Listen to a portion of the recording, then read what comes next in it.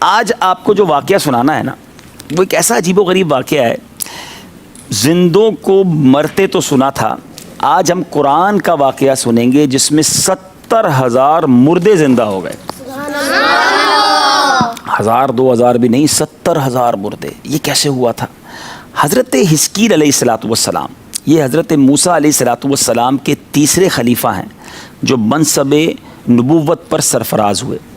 حضرت موسیٰ کی وفات دنیا سے پردہ فرمانے کے بعد آپ کے جو پہلے خلیفہ تھے حضرت یوشع بن نون جن کو اللہ نے نبوت دی, ان کے بعد حضرت کالب بن یوحنا علیہ السلام ان کو مرتبہ نبوت ملا, اور تیسرے تھے حضرت حزقیل, یہ بھی حضرت موسیٰ علیہ الصلوۃ والسلام کے جانشین اور نبی ہوئے. اچھا, حضرت حزقیل علیہ الصلوۃ والسلام کا لقب یہ بڑا جو ہے وہ عجیب و غریب لقب ہے, ابن العجوز. کیا لقب تھا؟ ابن العجوز. اچھا, ابن العجوز کہتے ہیں بڑھیا کے بیٹے. یہ ہوا یہ تھا کہ آپ کی والدہ بہت بوڑھی ہو گئی تھیں جب جا کے آپ کی ولادت ہوئی, یعنی بوڑھی ماں کے یہاں آپ کی ولادت ہوئی, اس لیے آپ کیا کہلائے؟ ابن العجوز. اچھا, ایک اور لقب بھی آپ کا تھا ذوالکفل. ٹھیک ہے, ذوالکفل آپ کا لقب یہ تھا, اس کی وجہ یہ تھی کہ آپ نے اپنی کفالت میں لے کر 70 انبیاء کرام کو قتل ہونے سے بچا لیا تھا, کیونکہ یہودی قوم ان کے قتل پر آمادہ ہو گئی تھی, اس لیے آپ کو کفالت میں لینے والا یا کفالت والا ذوالکفل جو ہے وہ آپ کا لقب بنا. تو یہ 2 لقب یاد رکھنے ہیں. پہلا کیا ہے حضرت حزقیل علیہ السلام کا؟ ابن العجوز, اور دوسرا لقب ذوالکفل. ٹھیک ہے. اچھا, ہوا یہ کہ حضرت حزقیل علیہ الصلوۃ والسلام کی جو قوم تھی جہاں رہتی تھی وہاں طاعون کا مرض آ گیا.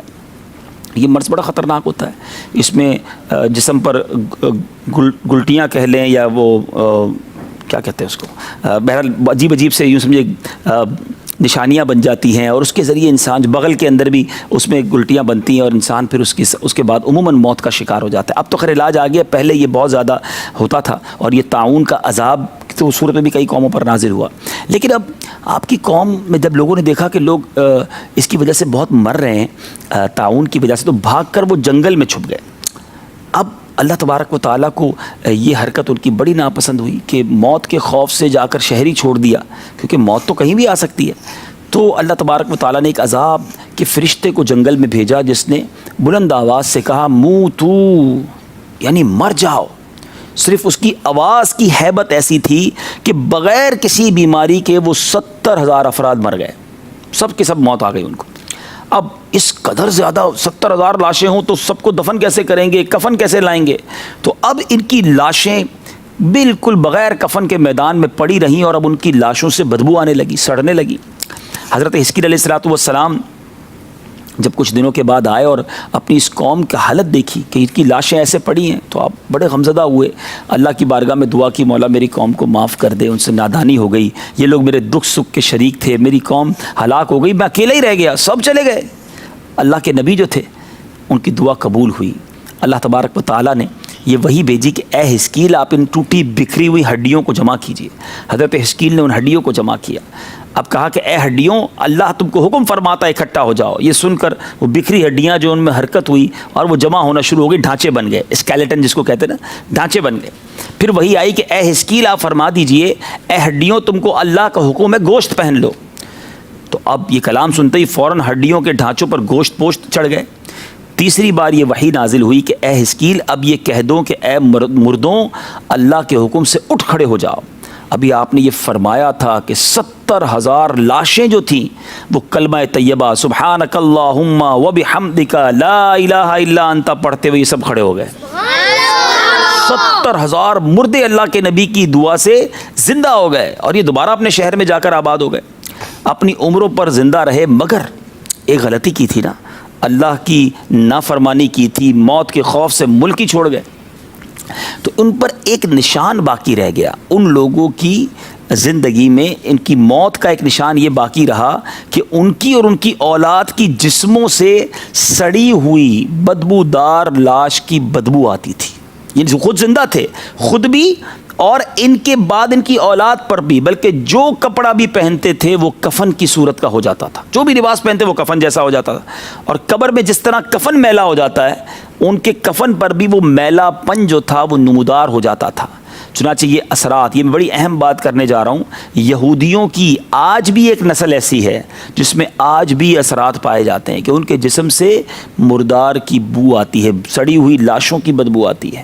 تو بہرحال یہ واقعہ قرآن پاک میں کہاں موجود ہو سکتا ہے؟ آپ میں سے کوئی پڑھنا چاہے یا مدنی چینل کے ناظرین میں سے کوئی پڑھنا چاہے تو پارہ 2 ہے، سورہ بقرہ ہے اور آیت نمبر ہے 243، تو اس آیت میں یہ واقعہ موجود ہے۔ یہ قرآنی واقعات ہمیں گھر میں پڑھنے چاہیے، سننے چاہیے، سنانے چاہیے۔ دیکھیں کتنی ہمارے لیے درس ہے کہ حضرت حزقیل علیہ السلام کی قوم دنیا سے چلی گئی، اللہ کے نبی نے دعا کی، اللہ نے پھر زندگی دے دی۔ تو 2-3 باتیں سیکھنے کو ملی نا میرے بیٹا، کہ ایک یہ کہ موت سے بھاگنا بیکار ہے، موت سے بچ نہیں سکتا، جدھر بھی چھپ جائیں موت آنی ہے تو آ کر رہے گی۔ بندہ مرنے کی تیاری کرے، موت سے نہ بھاگے، مرنے کی تیاری کرے، قبر کی بہتری کی تیاری کرے تو انشاءاللہ اس کی قبر بہتر ہو جائے گی، آخرت بہتر ہو جائے گی۔ اسی طرح ایک اور بات پتہ چلی کہ حضرت حزقیل کی دعا سے جب 70,000 مردے زندہ ہو سکتے ہیں تو ہمارے آقا تو سارے نبیوں کے آقا ہیں نا، سب نبیوں کے سردار ہیں، تو ان کی دعا کا عالم کیا ہوگا؟ وہ تو آقا تو وہ ہیں، اعلیٰ حضرت کہتے ہیں نا نبی پاک تو چلتے پھرتے مردوں کو زندہ کر دیا کرتے ہیں۔ ایک دل ہمارا کیا ہے،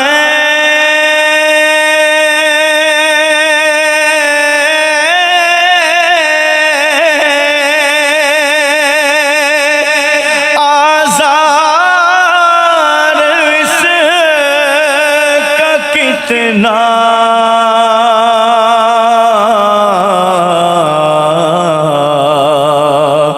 تم نے تو چلتے پھرتے مردے جلا دیے ہیں، تم نے